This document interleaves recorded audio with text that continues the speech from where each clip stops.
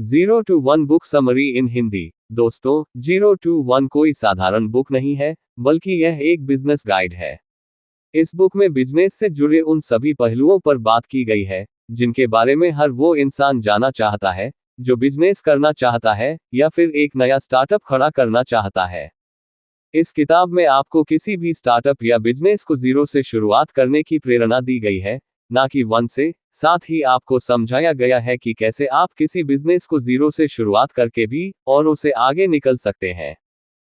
हमने zero to one book summary in Hindi में बड़े ही सरल तरीके से इस किताब के महत्वपूर्ण नियमों को समझाने की कोशिश की है। दोस्तों, हमारा ये article zero to one book summary in Hindi Peter Thiel द्वारा लिखी गई दुनिया की best seller book zero to one का हिंदी सारांश है। अगर आप हमारे चैनल पर नए आए हो तो चैनल को सब्सक्राइब और बेल नोटिफिकेशंस को ऑन कर लीजिए। चलिए शुरू करते हैं। ये बड़े ही आसान तरीके से ऑनलाइन मनी ट्रांसफर की जा सकती है। पेपैल वर्तमान समय में $100 मिलियन से भी ज्यादा वैल्यूएशन वाली कंपनी बन चुकी है। 2004 में पीटर थियल ने फेसबुक में पहला बाहरी निवेश किया और निदेशक के रूप में फेसबुक में कार्य किया।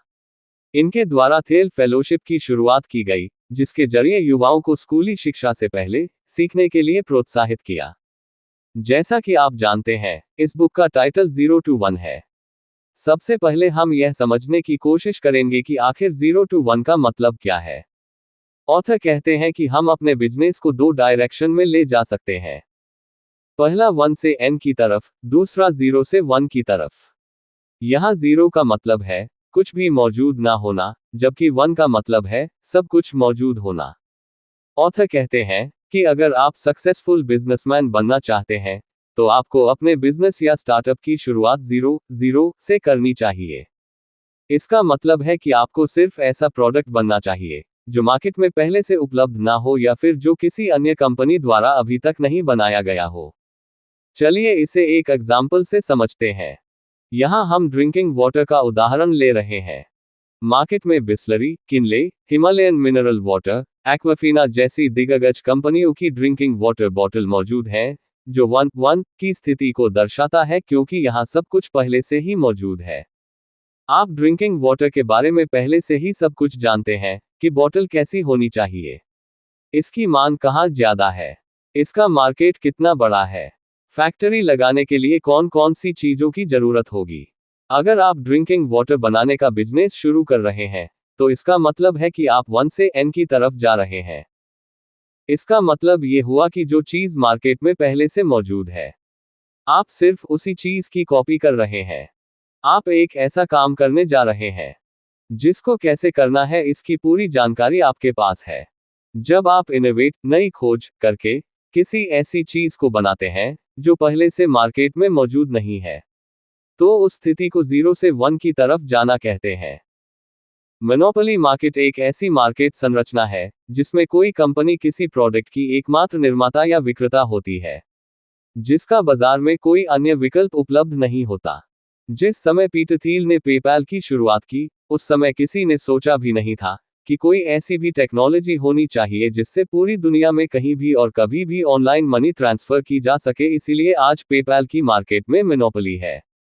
कुछ लोग ये भी मानते हैं कि मोनोपोली गलत होती है क्योंकि इसके कारण प्रोडक्ट की कीमत बढ़ जाती है, लेकिन एक स्टार्टअप ओनर इस बात का पता होता है कि अगर उसने प्रोडक्ट की क्वालिटी बढ़ाए बिना ही उस प्रोडक्ट की कीमत बढ़ा दी तो मार्केट में कोई दूसरा स्टार्टअप ओनर पैदा हो जाएगा, जिसके कारण उसे नुकसान उठाना पड़ सकता है। IRCTC का नाम तो आपने सुना ही होगा। ये भारत में मोनोपोली का सबसे अच्छा एग्जाम्पल है। IRCTC का मतलब होता है Indian railway catering and tourism corporation, railway खानपान एवं पर्यटन निगम। ये भारतीय रेलवे की एक सहायक प्राइवेट कंपनी है। ये भारत की एकमात्र ऐसी कंपनी है जिसके जरिए आप रेल टिकट बुक कर सकते हैं। ये कंपनी रेल टिकट बुकिंग के अलावा ऑनलाइन खानपान एवं पर्यटन का मैनेजमेंट भी करती है। क्योंकि इस फील्ड में कोई दूसरी कंपनी मौजूद नहीं, इसलिए ये हमेशा मुनाफा कमाती है और इस फील्ड में अपनी मोनोपोली बनाए हुए है। अगर आपके प्रोडक्ट पर आपका पूर्ण अधिकार है, यानी कि इसके ट्रेडमार्क व कॉपीराइट जैसे सभी अधिकार आपके पास हैं, तो इसी को प्रोप्राइटरी कहा जाता है।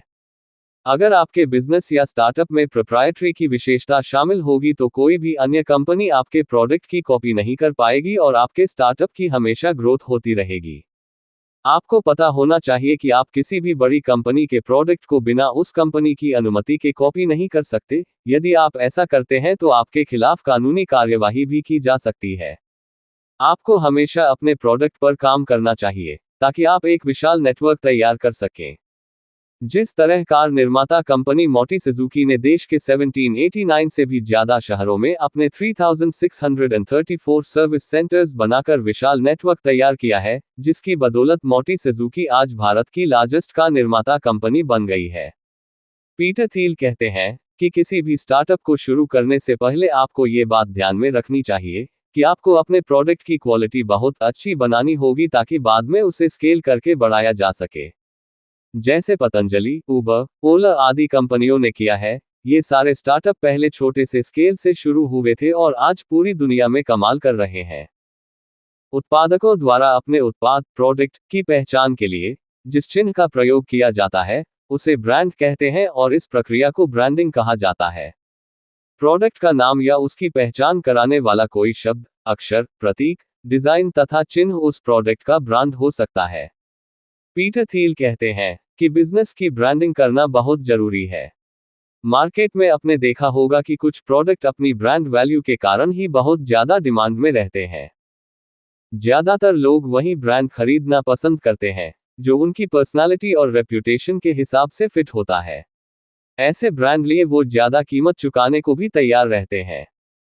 वह उस ब्रांड के लॉयल कस्टमर बन जाते हैं। आपने बहुत सी ब्रांड्स के प्रोडक्ट खरीदते होंगे, जैसे Apple, Adidas, Samsung, Amazon, Rolls Royce, Walmart, Coca Cola आदि। लेकिन क्या आपने कभी सोचा है कि कोई प्रोडक्ट ब्रांड कैसे बनता है? जब किसी प्रोडक्ट की क्वालिटी मार्केट में मौजूद उस श्रेणी के अन्य प्रोडक्ट्स के मुकाबले बहुत अच्छी होती है। क्वालिटी को अच्छा बनाने के लिए कंपनी को ज्यादा इन्वेस्टमेंट और एफर्ट्स लगाना पड़ता है। इसके कारण प्रोडक्ट की कीमत भी ज्यादा हो जाती है, लेकिन लोग उस प्रोडक्ट को ज्यादा कीमत पर भी खरीदने के लिए तैयार रहते हैं क्योंकि अब ये प्रोडक्ट एक ब्रांड बन चुका है। आपका बहुमूल्य समय देने के लिए धन्यवाद। अगर आपको ये वीडियो अच्छा लगा हो तो हमारे इस YouTube चैनल रिच वाणी को सब्सक्राइब करिए, वीडियो को लाइक करिए और अपने परिवार मित्रों के साथ जरूर शेयर करिए। भविष्य में आप और किस टॉपिक पर वीडियो देखना सुनना चाहते हैं उसके लिए कमेंट करिए। मिलते हैं नेक्स्ट वीडियो में। Thank you.